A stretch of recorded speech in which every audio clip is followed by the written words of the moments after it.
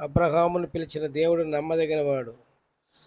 ఆయన పిలుపు ఏ విధంగా ఉంది అంటే, యెహోవా నీవు లేచి నీ దేశము నుండియు, నీ బంధువుల యొద్ద నుండియు, నీ తండ్రి ఇంటి నుండియు బయలుదేరి నేను నీకు చూపించు దేశమునకు వెళ్ళుము.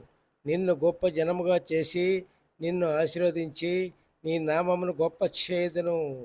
నీవు ఆశీర్వాదముగా ఉందువు. దేవునికి స్తోత్రం, హల్లెలూయా, ప్రైజ్ ది లార్డ్. ఆ మాటతో మరి అబ్రహాము భూలోకమందు ఫలించాడు.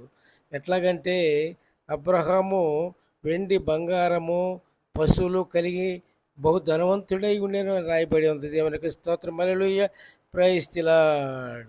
అట్లాగే దేవుని యందు విశ్వాసం ఉండుటలో ఫలించాడు. తర్వాత దేవునికి అర్పణలో మరి అర్పణలో అర్పణలో అర్పించటంలో ఫలించాడు. తరువాత దేవుని మాట వినుటలో ఫలించాడు. తరువాత దేవుణ్ణి ప్రేమించటంలో ఫలించాడు. తర్వాత దేవునికి భయపడటంలో ఫలించాడు. తర్వాత అప్పుడే అబ్రహామును ఆ విధంగా తీసుకుని వచ్చి జాతిని అంతా కూడా, మానవ జాతిని అంతా కూడా అబ్రహాం టైంలోనే, అబ్రహాం కాలంలోనే ఆశ్రయించాడు. అది ఎట్లనగా ఆ ప్రవక్తలకును దేవుడు అబ్రహాంతో నీ సంతానమందు భూలోక వంశములన్నీ ఆశీర్వదించబడునని చెప్పి మీ పితరులతో చేసిన నిబంధనకు మీరు వారసులై ఉన్నారు. దేవునికి స్తోత్రం. ఆ సంతానము ఎవరో తెలుసుకుందాం ప్రియులారా.